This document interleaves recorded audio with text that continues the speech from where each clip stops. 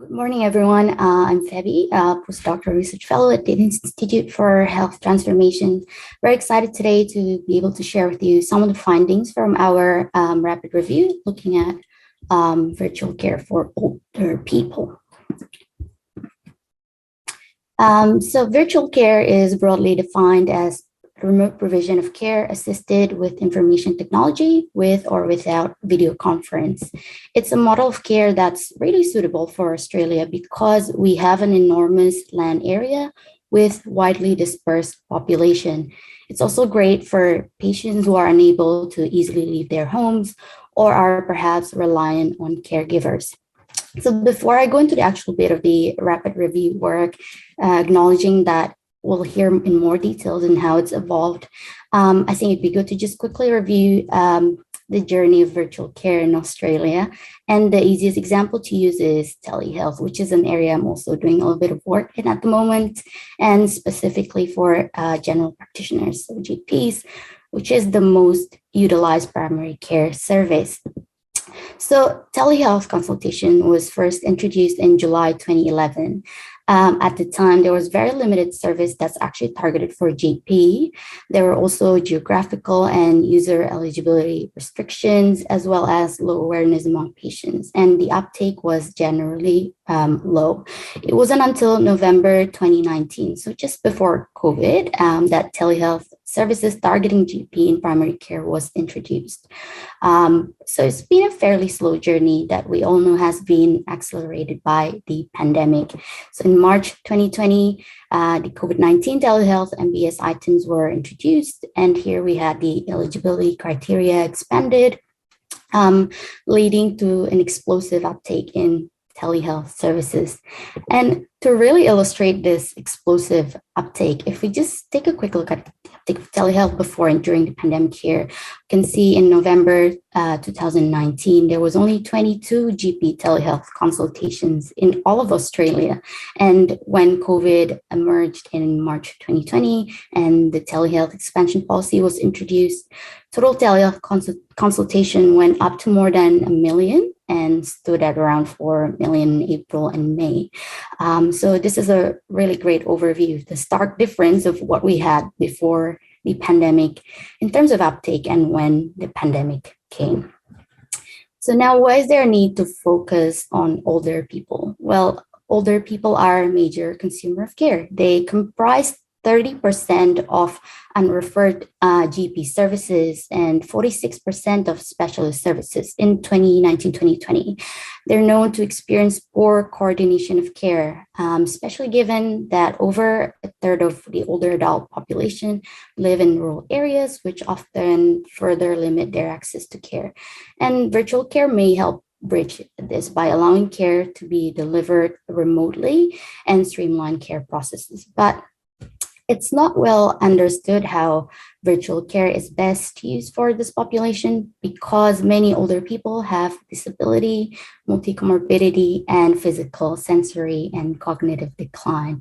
They're also more likely to be digitally divided, so they may not be as tech savvy as the younger population. So when we went into the literature, we found many reviews, but all of these reviews are quite specific to a health condition or a specific virtual care modality. And we really wanted a broad snapshot of virtual care initiatives used for the care of older people in Australia. So we conducted a rapid review. So this work was undertaken as part of the Victorian Collaborative Healthcare Recovery Initiative, aimed to redesign and improve healthcare for older Australians.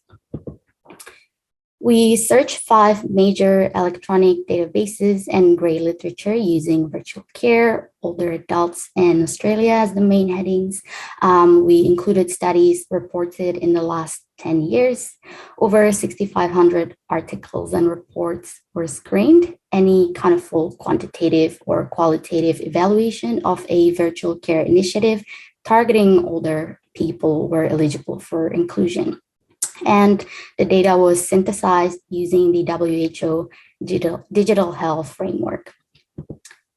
So this screen capture does not reflect a proper systematic search by any means, but it might be of interest to know that there has been an exponential increase in virtual care literature, particularly in recent years. And also we know how fast the technology develops, hence why we felt looking at the literature over the last 10 years was the appropriate way to go. So the search was conducted from January 2011 to March 2021. We ended up with 96 documents, which comprised 80 unique initiatives. And among these identified initiatives, majority of them were pilot initiatives. So meaning they were either feasibility studies or controlled trials in a limited geographical setting. Of the 80 initiatives, there were 34 randomized controlled trials comparing virtual care to in-person care or other suitable comparators, and 3 implementation studies. Around 20% of the initiatives that were included in the rapid review were published in 2020 and also early 2021. But compared to the proportion of virtual care papers that are not older adult specific, this is actually a really small number. So we found a wide range of virtual care modalities used for the care of older people, from video conference, telephone, telemonitoring, web-based technologies, apps, mixed modalities, as well as virtual care delivered as an add-on to usual care rather than a standalone delivery mode. In terms of disease domains, most were used in older adults with chronic disease, but there were also studies involving acute care, mental health, frailty, infectious disease, and also dental care. So we categorized the virtual care initiative based on mechanism of care delivery. So whether this involved communication technology, that's when patient and provider interact remotely in real time, information and data sharing. That's for initiatives which enable data to be shared across providers and or stakeholders, or remote monitoring. So initiatives which utilize technology to allow remote measurement of a patient's physiology. So whether automated or manual, the information can then be transmitted or stored for later access by care provider. So most initiatives had elements of communication technology. There were 15 initiatives which included kind of all of these 3 elements. We also categorized the initiative whether the delivery mode was mostly synchronous, so meaning happening in real time, asynchronous, so more of a store forward type of initiative, or a combination of the 2. And most initiatives involved synchronous delivery mode. In terms of setting, most studies addressed community-based older people, but there were also studies based in residential aged care facilities and also in hospital or clinics. So in fact, many of these initiatives categorized as in hospital initiative involved older people traveling to the nearest rural or regional care center where they then have a consultation with a specialist based in metro hospitals. So where reported, most initiatives were led by physicians and nurses, and more than half of the studies were conducted in kind of the big states, so either New South Wales, Victoria, or Queensland. So the slide briefly describes key findings for the different modalities, specifically from the randomized controlled trials and implementation trials. Video conference was useful for talking-based therapies and conditions which are visually evident. So it's not great for any kind of care needing hands-on procedures. All of the randomized trials which looked at video conference use suggest that it yielded similar, if not better, health and or behavioral outcomes. Phone-based initiatives were mainly used for follow-up support or reminders, but also for health coaching. And like video conference, nearly all randomized trials or implementation studies which looked at telephone use showed that it resulted in comparable or better outcomes when delivered as a standalone intervention. But when delivered as an add-on to usual care, it's often no better than usual care alone. Telemonitoring initiatives mostly targeted older people with multiple chronic conditions. These types of initiatives often involve using a main device with peripherals. So these are smaller devices that are used to take physiological measurement, whether attached or not to the main device. And all of the RCTs or implementation studies showed similar, if not better, outcomes compared to usual care alone. And all app-based randomized trials were addressed for those with cardiovascular disease, and nearly all web-based randomized trials were involved older people with anxiety or depression, especially those with underlying health conditions, for example, cancer. So all the studies yielded similar or better outcomes than in-person care or other comparators. In terms of user feedback, older adults were highly accepting of virtual care, and it helped improve communication with their care providers and allowed them to self-manage conditions. So there were 3 studies which compared engagement statistics between younger and older people, and actually found that older people were actually more engaged with the virtual care. So some of the key issues identified in use of virtual care for older patients were related to the health conditions. So they may find it difficult to engage with virtual care because of physical, sensory, or cognitive decline. For example, there was one study involving older people with arthritic fingers. They found it unpleasant having to use apps where they then need to hold a device and having to click things to navigate the app. There were also reports that older people could be nervous about using new technology. There was one report, not a major finding by any means, but still quite interesting to note, which mentioned over engagement. So older people felt more anxious about their health condition because they end up engaging too much with the virtual care, which led them to think about their health condition more and become anxious about it.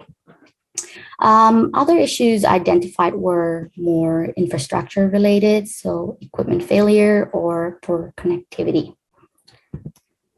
And in terms of enablers, prior use of technology helped older people feel confident in using the virtual care initiative. They also feel supported and wanted to engage more when they receive feedback from their care providers in a timely manner. Older people were also more likely to have leisure time, so they had more time to interact with the virtual care. There were also evidence highlighting the importance of trainings and clear protocols, because when older people had built a positive experience in using the virtual care technology, so really knowing where to look for help when they get confused or are unsure about things, then they were more likely to keep using it. And with that in mind, it appears that a lack of confidence in using technology is likely very modifiable, and that advanced age is unlikely to be the main barrier for virtual care use, at least from literature perspective. Well, this then led to the question, do we have any kind of framework for virtual care which address or at least acknowledge some of these findings related to the issues and also enablers of virtual care use in older people?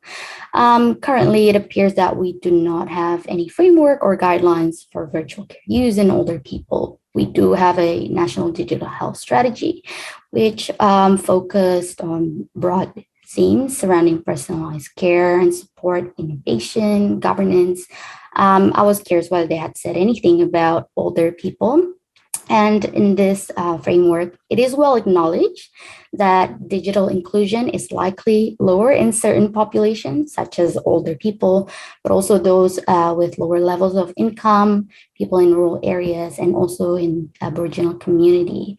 But they did mention that uptake might not necessarily be an issue. So it's more of a matter of making virtual care available in these population groups.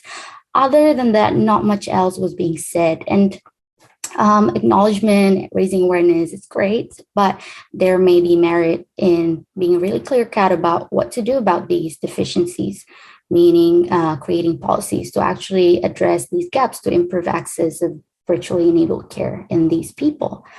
And in our rapid review, only 12 papers involved older people living in rural areas. One study involved culturally and linguistically diverse population and non-involved Aboriginal or Torres Strait Islander population. So for providers, one of the issues identified in the review was a lack of motivation. So staff needed a lot of support in changing their usual practice, and also a lack of motivation due to a shortage of staff to deal with the perceived new or increased workload associated with the virtual care initiative. Bureaucracy issues was also identified. So things like complex mandates at various levels of government, delays in getting approvals. There were also management and relationship challenges. So mostly in residential aged care settings. And this was driven by poor infrastructure, short project turnaround time, and also high turnover of staff. And finally, another issue identified was poor digital health literacy among care providers. And in fact, insufficient levels of digital literacy among care providers, a widely acknowledged issue now. The Medical Board of Australia ran a survey in 2019 on medical interns and identified that perceived preparedness of data informatics as one of the key priorities for improvement, as the score was among the lowest among many of the items that they surveyed. So Australia has developed a national digital health workforce and educational roadmap. This was released in late 2020, kind of focused on enabling care providers to confidently use digital health, how to implement it into the education curriculum, providing training materials, integrating digital health in national standard, accreditation requirements, and so on. And last year, the Australian Medical Council came up with a digital health curriculum guideline in medical education to kind of complement this national roadmap. So again, in both of these documents, I was interested whether they had said anything about older people, if any. And there were mentions regarding the importance for care providers to be aware of the variation in access to virtual care, such as those who are culturally diverse. There were mentions of limited access in aged care, but again, details are unfortunately really, really vague. And finally, we looked at economic findings from studies that reported any metric related to cost or cost effectiveness. So only 4 studies looked at cost effectiveness, so measuring costs in relation to the relative health benefit yielded by the virtual care initiative. A video conference initiative for telerehabilitation was found to be cost saving. There were 2 virtual cognitive behavioral therapy studies. So one was not cost effective when delivered via telephone, but was cost effective using web-based technologies. And the other one was a home visit plus telephone follow-up intervention, which was not cost effective compared to usual care alone. Other findings include lower traveling costs. So these really came from those studies which looked at older people in rural areas, which they had saved hours and hours of travel time to seek specialist care.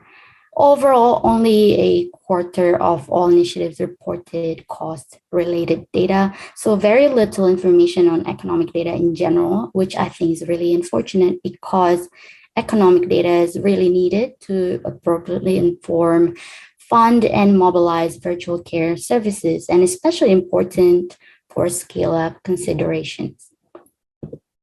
So in relation to economic findings, it may be important to think about funding models we have here in Australia more broadly as well. So Australia uses the fee-for-service model, which is based on productivity. From literature perspective, there are concerns that virtual care may result in an increase of service volumes, which would in turn increase costs to the system and potentially at the expense of quality. And in fact, this was also a highlight of the professional services review in 2020-2021 for Telehealth, that there were substantial concerns surrounding inappropriate billing. For example, billing for simply texting patients to book for an appointment, basically things that were deemed non-clinical and can be delegated to other staff member like a receptionist. And in saying that, we also need to think about whether current reimbursement provided for virtual care services are actually appropriate as well. So again, I'm going to use telehealth as an example.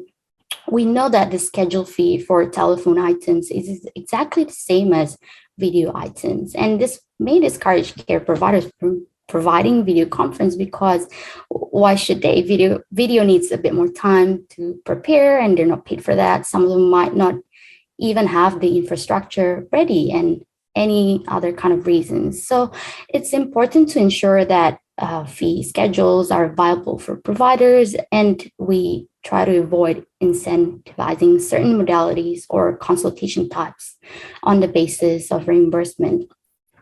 We may also need to think about the decentralized healthcare system we have here in Australia, because Australia is one of the most decentralized among OECD countries, and in fact is becoming more decentralized, as seen in this graph from a report by the OECD.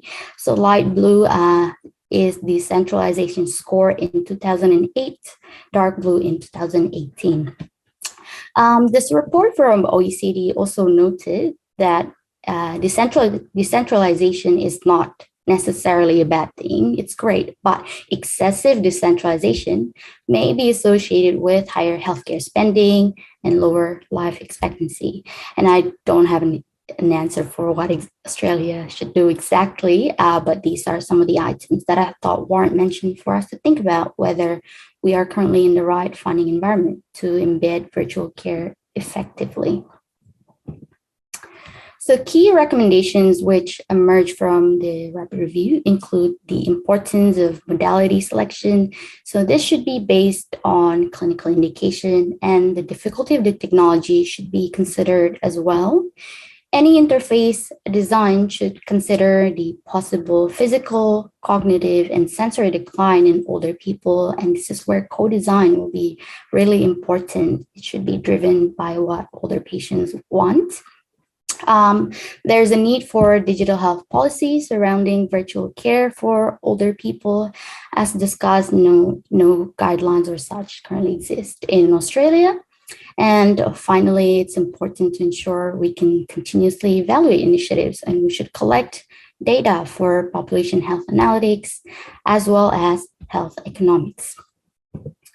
So kind of putting things together here, some of the key principles which I think we should try and adopt for the use of virtual care in Australia over the next 5 years. Reflecting on clinical appropriateness of different virtual care modalities for different health conditions and consumer preference, and also the need to recognize physical, cognitive, and sensory decline in older people, as we touched on previously. Virtual care should be personalized to patients' need. And we know that there's a lot of people out there working on personalized medicine, and the technology to allow this to happen is continuously evolving, which is very exciting. We also want to ensure that virtual care we have here in Australia is of highest quality. And importantly, there is a need to ensure transparency and continuity in how this will be evaluated. Virtual care needs to be affordable and equitable. And I want to touch on a little bit on equity and reflect on some of the work I've done evaluating telehealth use in regional Victoria. So we found video conference comprised only less than 1% of GP consultations, which means it's highly underutilized. And this is also consistent with national data. What's more interesting, and I suppose not surprising, is that its use is highest during government-imposed lockdown and only in most socioeconomically advantaged areas. So clearly, we've still got persisting equity issues, and it's so important that with the introduction of virtual care, we don't actually end up widening the gaps in access to care that's already there in the first place. And finally, it should be virtual care should be data-driven to inform needs at patient, provider, and systems level, easily integrate with existing care models, innovative and adaptive. This is a very fast-moving space. We need to make sure there's an easy way to implement changes as they come, and importantly, it should be sustainable. These items are, of course, important to have, But I think just reflecting back to the findings of the rapid review and current guidelines or framework we have here in Australia, I want to reiterate the need to have a more thorough guideline to inform virtual care use in different population groups or contexts. So related to the rapid review presented today, I would love to see one address for older people, but also, for example, in regional contexts where infrastructure may not be as reliable as metro areas, and also for culturally diverse communities. So, not just acknowledging that there's a difference in coverage or uptake to virtual care in these population groups, to actually try address the deficiencies, because it's actually these people who may actually need and will benefit the most from virtually enabled care. We need to make sure that in this very fast moving space, no one gets left behind. So in conclusion, virtual care has been used for a variety of care purposes and health conditions in older Australians. So majority of the studies found in this review were feasibility or pilot studies. Therefore, there is a huge opportunity to address this gap by conducting sustained and embedded implementation trials. And finally, there is a need for virtual care guidelines, a framework to inform how it should be used in older people, in particular to work around the physical, cognitive, and sensory decline, improve digital literacy and awareness, not just for older people, but also for our care providers, for them to be able to deliver virtually enabled care appropriately in this population group. And that's it for me today. Thank you so much for having me.